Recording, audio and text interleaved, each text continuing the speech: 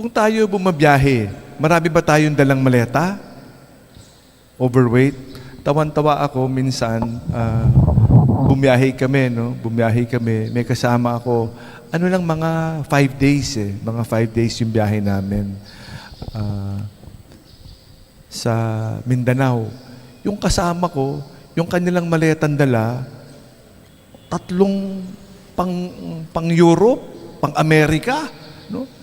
Sabi ko, wow, yung overweight, pwede magsakay ng isa pang tao.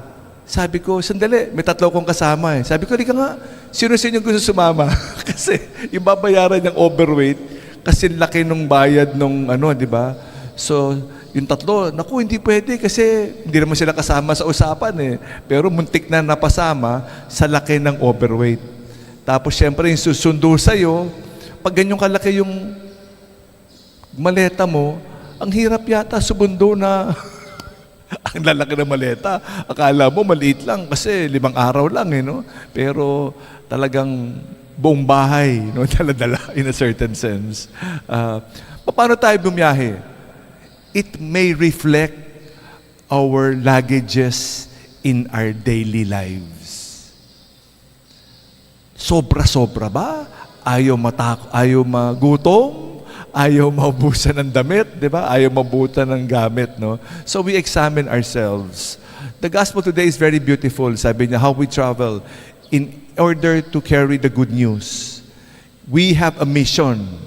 Baka mamaya, sa dami ng bit, hindi tayo makarating sa ating mission. Kaya sabi niya, travel light. Sabi niya, sandals, no second tunic, no money, no food. Wala kang dala-dala. Talagang travel light. Eksakto lang. Ang Diyos ang bahala. Depend on God, number 1. Huwag kang umasa sa security na madali ng iyong luggage. Depend on God. Also, that way, simple. The focus is there. Simple lang Yung focus mo, hindi.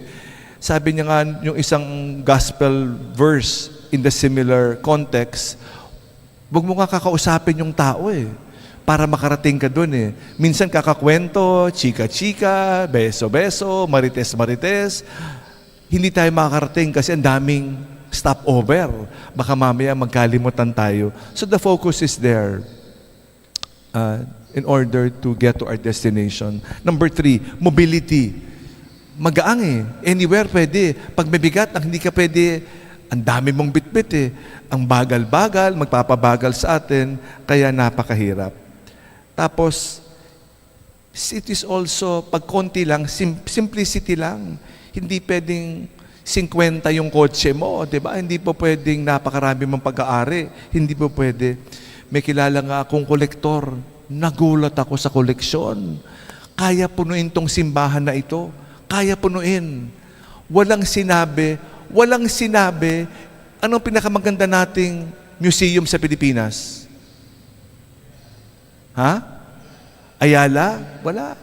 Yung museum natin ng mga religious articles, yung San Agustin, yung Ayala, ganyan lang. Private. Hindi ko nasasabihin sa inyo kung saan. No? Saka isa lang, marami pa. Talaga nagulat ako, sabi ko, wow, meron pala ganito.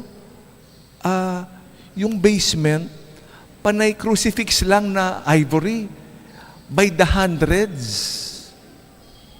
Wow! Collection, private collection. We pray it becomes a public, especially pag may relics. Pag may relics, kailangan hindi pwedeng private. So, simple lang. Hindi po pwedeng ganito, no? Talaga naman nakakagulat, nakakamangha. Tapos, these are mga luggages Kaminsan rin, bato-bato sa langit, tamaan, wag magalit. Yung weight natin, overweight. Ang hirap bumiyahe ng overweight. Yung knees, bumibigay yung ating joints. May niyayaya ako pumunta sa beach. Sabi niya, Father, wag mo na ako yayain sa beach. Pag naglalakad ako sa buhangin, lumulubog ako. Kasi huwag mo na ako imbitahin sa beach. Allergic ako sa beach. Sabi ko, sige, sige. Kasi overweight. Dahil sa overweight, marami tayong hindi pwedeng puntahan. Hindi ka basta besting usama, di ba? Kaya, bato-bato sa langit naman, wag magalit. Yung iba kasi, konting kain lang, tumataba eh. Ako, kahit na kumain ng kumain, hindi naman, nakakalbo lang pag natin pagkain. But anyway, so this is another luggage, the weight we carry, and it will correspond to many things. And then the past. Kaminsan yung trauma natin, yung unforgiveness natin, hindi tayo makabiyahe, we cannot travel because hanggang ngayon, bit pa natin yung mga sugat na ang tagal-tagal na, dekada na, pero hanggang ngayon, parang kahapon lang nangyari. Sariwang-sariwa pa yung sugat na yan. Tapos, yung bagahe natin, eksakto lang. Balansyado sana. Kinakwento ko sa inyo, di ba? Hindi kami nakalanding sa dalawang airport, di ba? Kinakwento ko sa inyo the last time. Landing, hindi pwede. Bumalik kami, landing, hindi pwede. Sabi ko, katapusan na. Ang joke nga ay, hindi kami pinapasok sa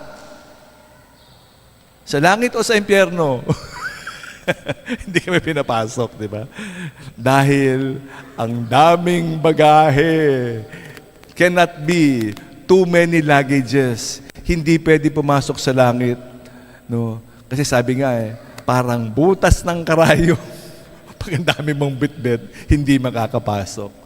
So we pray. We ask Our Lady of Walsingham, Our Lady of Mercy, Our Lady of Perpetual Help, and her many other titles to help us travel light. Amen.